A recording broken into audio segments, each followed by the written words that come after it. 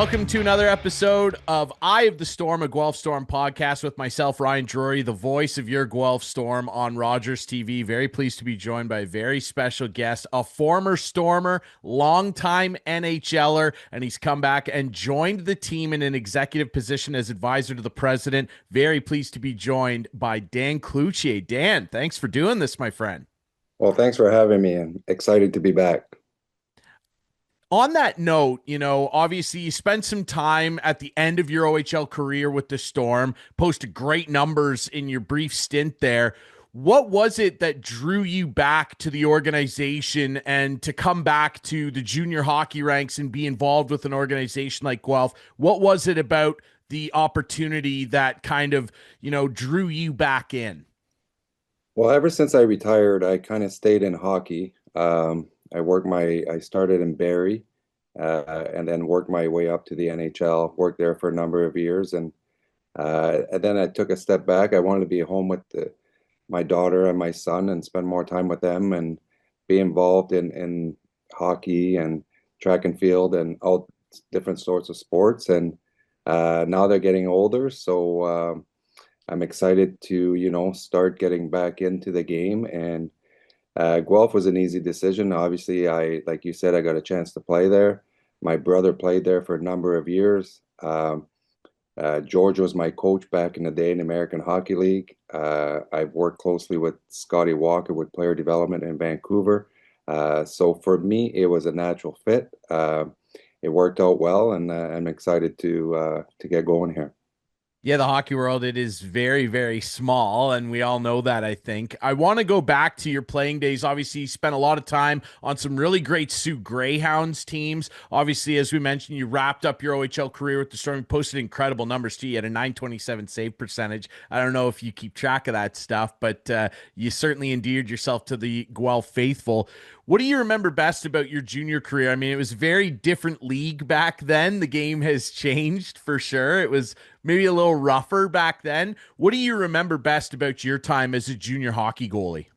I really did enjoy my time in junior. It was like I was lucky enough to play in the NHL for a long time, but junior hockey was probably my favorite part of my hockey career. I left home early. I was 15. I went to play junior B, and then I was lucky to get drafted by my hometown, the Sioux Greyhounds. And right off the start, I was surrounded with great coaching with Ted Nolan, and then our general manager was Sherry Basson. And then we went on to win the 93 Memorial Cup. So great first year. And then I got to play there for a number of years. We had some success there. And then my last year, it's timing's everything. We were on a rebuilding. And I remember getting traded to Guelph. I was very, very excited because, like I said, my brother was there for 3 or 4 years. He's captain of the Storm. And I knew Mr. Kelly, their general manager, well. And it was a great fit in Guelph, and we had a really good young team led by EJ McGuire and Mr. Kelly, and we had some success there. And then they went on to have numerous good years after I left too. They certainly did. And I wanted to touch, of course, as you mentioned, on that Memorial Cup run. And, it's fitting that we're talking, as we record this on Thursday, September 4th, it's been announced Guelph is a finalist to potentially host the Memorial Cup, and Kitchener the other finalist. It'll be announced in late November, early December, who's going to host it in 2027. But having won that tournament, having been part of the excitement that surrounds a Memorial Cup, what it can do for a community, how exciting was that for you to not only take part in a tournament, but also win it, and the impact that it had on the community back then, what it could potentially do for Guelph if they host it? What did that mean to you to be a part of something like that? Well, especially winning it in your hometown, it's a little extra special, obviously, because all your friends and family and your school and little things that you don't think about. But it was unbelievable for the community for that whole week. And I think what it would do for Guelph, I think Guelph is such a great hockey town, and they've proven that in the past number of years. So definitely deserve it. It would be, like I said, great for the players, great for the community, and obviously for the fans. The broadcasters would enjoy it too, I think. We would Yeah, it have a would be good time great. with it. Yeah, it would Yeah, be for pretty sure. fun. I want to ask you too, obviously, illustrious junior career, a lot of success leads to you being drafted in the first round, 26 overall by the New York Rangers. And the year you're drafted, they ended a lengthy cup drought. So, on top of obviously the excitement of being drafted in the first round, off the success of your junior career, you wind up in a city like New York. Mike Richter's the king of the city. I'm sure that you're able to pick his brain a lot. What was it like for a kid like yourself, coming from small town junior to the bright lights of Madison Square Garden? That must have been a whirlwind experience for you. Yeah, it sure was. You go from, growing up in Sault Ste. Marie, Ontario, up north, and next thing you know, you're in training camp. And like you said, there was guys like Mike Richter, Brian Leach, Wayne Gretzky, Pat LaFontaine, Kevin Stevens, Adam Graves, just to name a few. Uh, it was definitely first couple training camps were definitely hard. A lot of talent there, but then I was able to work my way through and finally make the team. And like you said earlier, to play with a guy like Mike Richter has helped me a ton. What a great mentor and a great role model. So I was very lucky at a young age to get a partner like that to help me through my first year.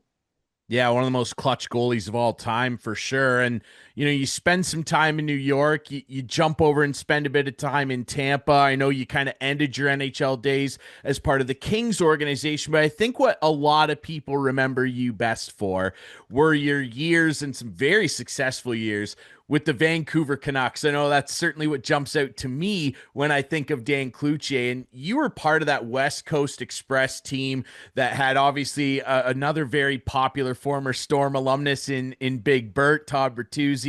And then, of course, Marcus Naslin and Brendan Morrison were the fixtures on that big West Coast Express line. What do you remember about that time? Because that was just an unbelievable time after some hard years in Vancouver, and you were part of that upswell that saw the team swing back into contention. What do you remember about that time in Van City?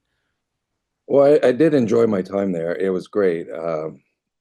Obviously, I came from Tampa to a Canadian market. I didn't really know what to expect. And right away, like when I first got there, like you said, we were just on the verge of rebuilding. But you got to give credit to Brian Burke, who, he just worked really hard and he put a great team together. Like you said, we played a little bit old school, run and gun type hockey because we did have, like you said, Todd Bertuzzi, Marcus Naslin, and Brendan Morrison, who had tremendous years there. They were unbelievable players, but we also had Jovanovski, Matthias Olin, Brett Sobel was a young guy coming up.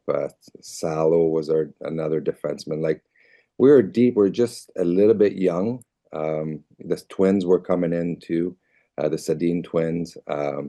So we're on the verge. You could tell that it was only a matter of time. But for whatever reason, whenever we're right there, we'd get into injury problems. And but even after that, they almost did it in 2011. So I still think Brian Burke had a lot to do with the core of that group. But I really enjoy my time there. It's a great city. It's a great hockey market, and I got to some of my best friends from the National Hockey Leagues were on that team. So we were a very close team there. You certainly were. And I mean, just some incredible seasons there. And I know that Vancouver fans certainly look back fondly on that time. I touched earlier on how the junior game was quite a bit different when you were playing. Back then, the NHL was a little different too. It was still pretty rough. I mean, you bring up a guy like Sammy Salo, he could lay the lumber on people. Matthias Olin was a tough customer. Bert was obviously as tough as they come. As you've watched the game kind of change, it's certainly opened up into much more of a transition game, a lot more emphasis on speed. How different is it though as a goaltender? Because we always talk about how it's changed for the players. We don't often talk about what it's like for the goaltenders watching that develop in front of them. What are some of the biggest changes you've noticed in terms of the way that goalies have had to change the way they play and react to the new way the game is played today? Well, I think it's changed a lot. First thing that comes to mind is obviously speed, the speed of the game. and not to take away from the era I played in, but you had your so-called top six forwards, and then your bottom six were more grinders type players or enforcers. Uh, that was kind of the way teams were made up. But now it seems like even a fourth line player has got tons of skill. Um, very, I think it starts at minor hockey. You see these kids now; they could all shoot the puck, they could all skate. They have skills coach, skating coaches.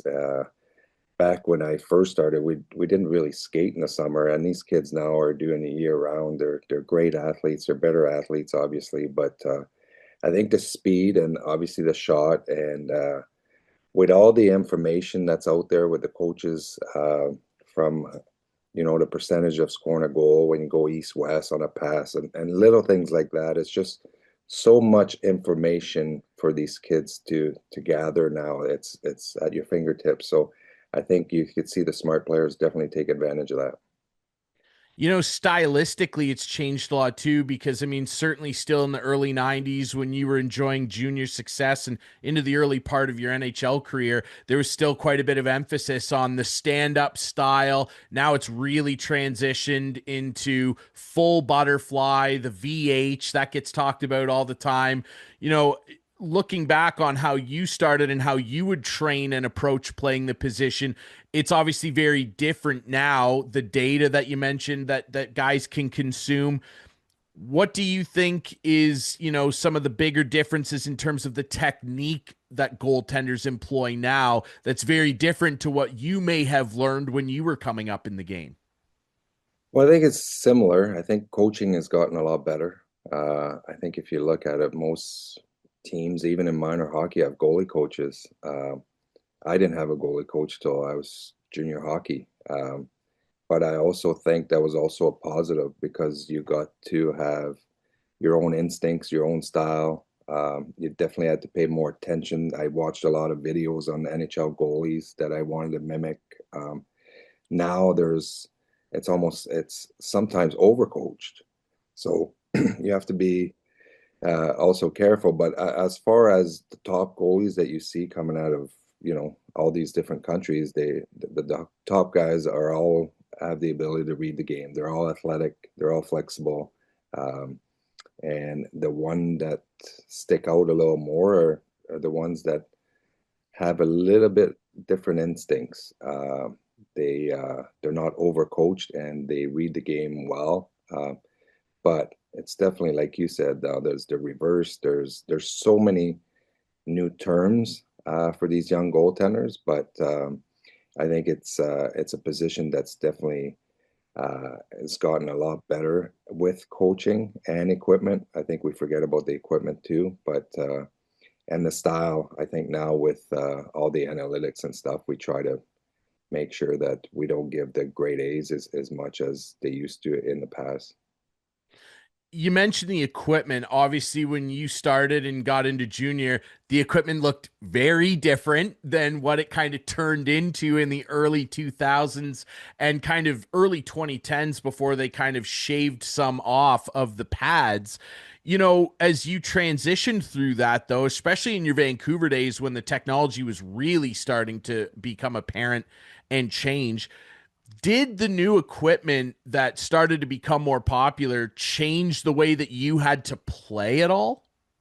It did. I think when I first got to Vancouver, at that time my goalie coach was really into technique. So I did change a little bit of the way I played, but at the same time, with the new equipment, it allowed me to transition into it a little easier. Um, like you said, back in the day, like you didn't really get measured. You look back at some of the videos, some of the goalies were wearing lacrosse shoulder pads, it seemed like. But and then they got a little tighter, but I think it made the guys be better athletes. They weren't just blockers. But I do think that the equipment definitely helped me change my style, so I was more consistent and I was able to play a little bit longer. Because I just, when I first got in after junior hockey, like I said, I didn't really have a style. I just went out, competed, and worked hard, and uh, hope I stopped the puck. But I think once you get technique behind you, all of a sudden you get more consistent and you play more games and you rely and you believe in what you're being taught. So for me, that's where I took a bigger step in my career and I was more consistent because I did believe in the process.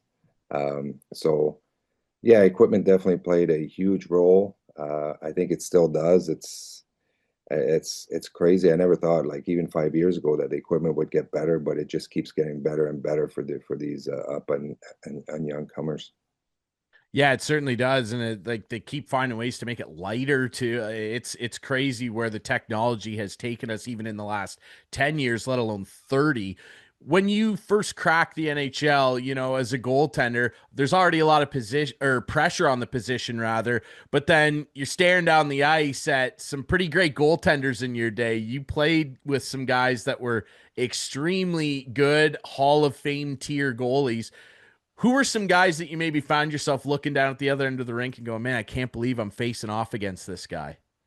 Or especially in the first couple years, back then, I'm not sure if they still do. Goalies usually stretched right by the red line in warm-ups, and the first time we played Colorado, Patrick Waugh was right beside me stretching out. And obviously, growing up French Canadian, I obviously was a Montreal Canadian fan. So that was like I had to double take home. Like I'm here, I'm playing against, Patrick Waugh. And obviously not only him, you got the Dominic Hasek for what he's done and the way he played the game and so consistent throughout the years. And even guys like Curtis Joseph, who's big, had great years with the Maple Leafs and St. Louis and other teams. But yeah, just every night it seemed like you're stretching beside a great goaltender that you looked up to, and even later on in your career, you're now right beside younger guys that are coming up that you could tell these guys are going to be really good and be the next up and comer. So it's kind of neat. And then the same thing with the forwards. You get in awe your first year, every warm up, every city, every new building, just to watch guys. And but once the game starts, it's you don't think about those things. You just focus in on the puck. Well, for sure. And I mean, I wanted to touch on the forwards too, because you had to play, especially in your division. I mean, you bring up Colorado, some pretty okay players on that team during those years. You had to play and face some unbelievably talented players. And I wonder, is there a handful of guys that come to mind when I say they're on a breakaway against you? Who made you nervous back then? Well, there's always a couple guys that you have their number or they have your number, and one of the guys that always seemed to have my number is Joe Sakic. Uh, Yeah. it didn't help that he was from Vancouver. Uh, I think he got his 500 gold on me. He got his 1,000 point. Like he's one of those guys that he was obviously a great player, but he's the first guy that comes to mind. And Timu Solani was a guy that he didn't need a lot of room, but when he got the puck on his stick, he took off, and he always seemed to get a grade A chance. And then different guys that were different that were hard to stop were guys like Jagger because their reach and how strong they were. Like you said, you mentioned Colorado. The one year I remember they had a 5-on-3, and they had the lineup that they had on the ice was Sakic, Forsberg, and that's the year where they had Korea, uh, Rob Blake, even the Red Wings. The one year we played them in the playoffs, like Shanahan, Brett Hall, Yzerman, Luc Robitaille, Fedorov. Like it's just some of those teams. It's nice to look back that I got the opportunity to play with some of the best of the best. Yeah, you certainly did. Absolutely. And a lot of great teammates as well in your time in Vancouver. And of course, early with the Rangers, you rattled off a bunch of those guys.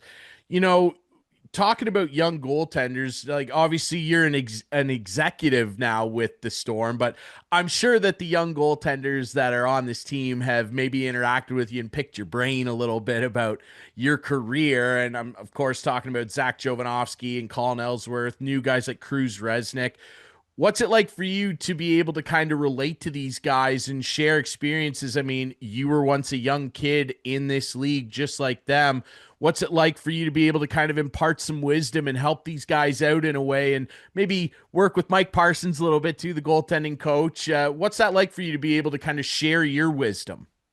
Well, I've met them. I didn't like we're just starting out here, but I'll definitely be around. I've told them that I'm here if they have any questions.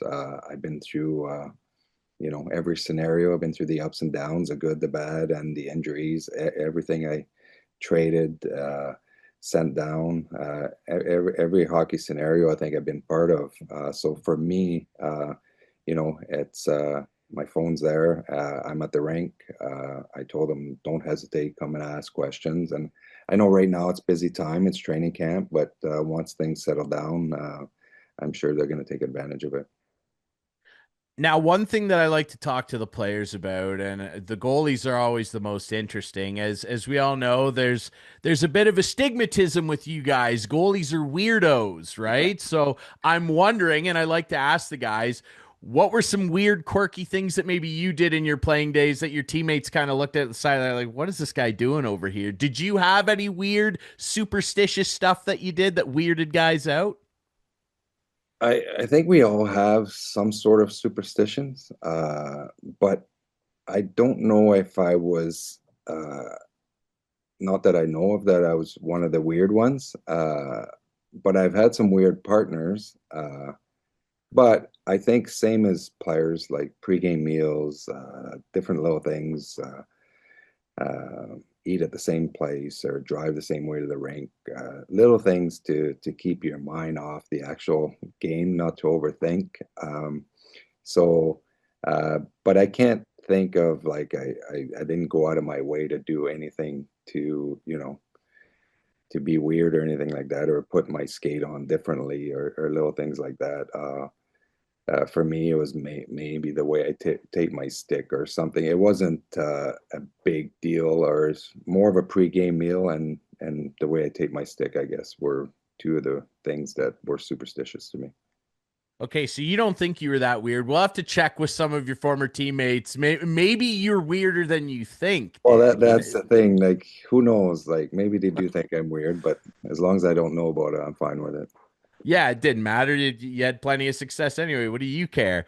I'm curious too about when you were playing not only in junior but especially in the pros. And this is a thing that I like to touch on with the players too. A big thing before the game is the pregame music.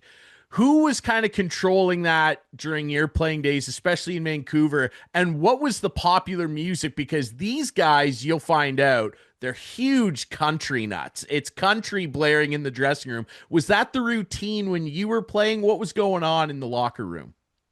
Well, I change obviously through teams. There's always seems to be somebody different running the music, but that is something I never got involved.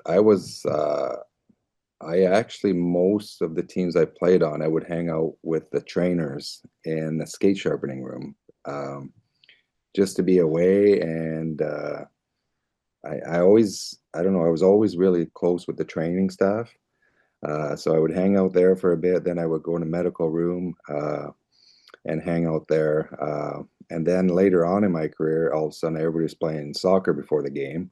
Um, and I would do that when I wasn't starting. So, but when I started, I used to, I didn't get caught up in what's playing or who's playing what music. I was mostly hanging out with the medical and the equipment staff.